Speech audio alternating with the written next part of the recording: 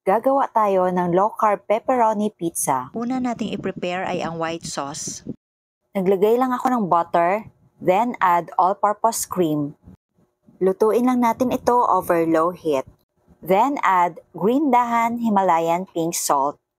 Maglalagay din tayo ng green dahan cheddar cheese. If you love this recipe, please like and share and follow me for more low-carb recipes and health tips. Hintayin natin mag-melt ang cheese until we achieve a creamy and thick consistency. Then, set aside. Ngayon, gagawa naman tayo ng red sauce. Sa isang maliit na bowl, maglagay ng tomato paste. Then, add green dahan golden monk fruit erythritol blend and white pepper powder.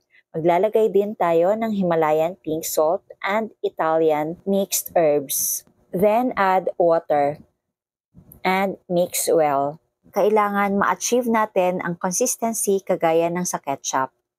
At set aside ulit natin ito.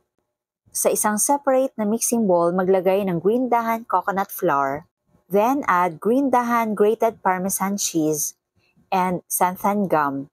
Maglalagay din tayo ng Himalayan pink salt. Haluin ng maigi.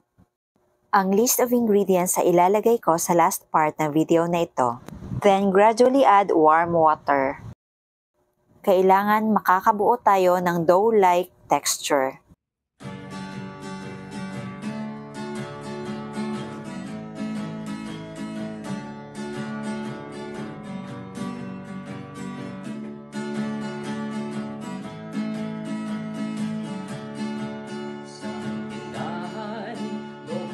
Gamit ang malinis na kamay, knead po natin ang mixture. Knead lang po natin ito for about 3 to 4 minutes.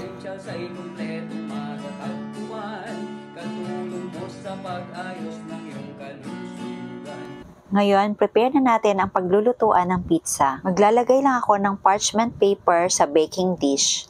Then, spray coconut oil. At spread lang natin yung dough sa parchment paper. Depende kung gaano kanipis or kakapal ang gusto nyo. Gamit ang tinidor, bubutasan natin ang crust. Then, put in the oven at 200 degrees Celsius for about 15 minutes.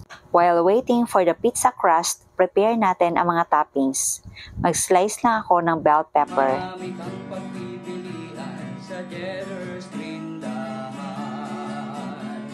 Baking essential. Yung white sauce natin ay ilalagay ko sa improvised piping bag. Condiments, nuts and seeds, healthy oils, coconut products, superfoods, herbs and spices, low-carb breads. At ngayon, luto na ang ating pizza crust. Apply na natin ang red sauce. Kakaning at may sugar-free ulam pa.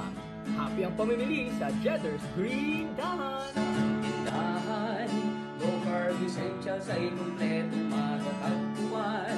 Katulong mo sa pag-ayos ng iyong At syempre, maglalagay tayo ng cheddar cheese. Expect po natin na wala mag-stretch dito na cheese dahil wala po akong ilalagay ng mozzarella cheese.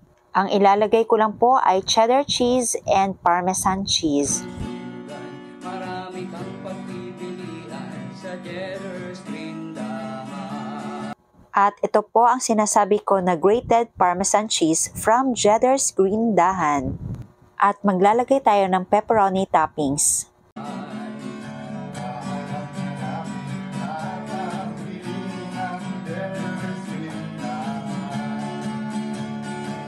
At syempre, yung ginawa nating white sauce.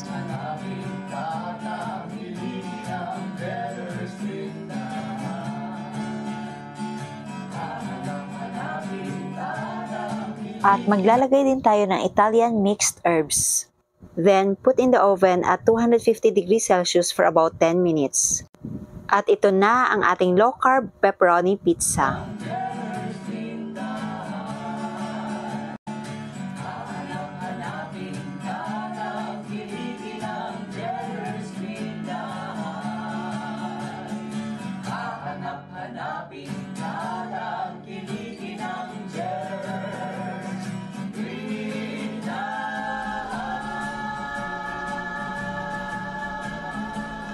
Tikman na natin.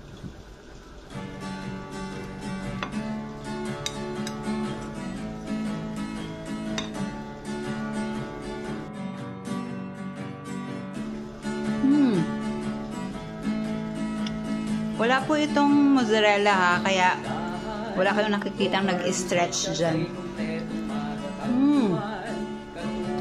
Ang harap.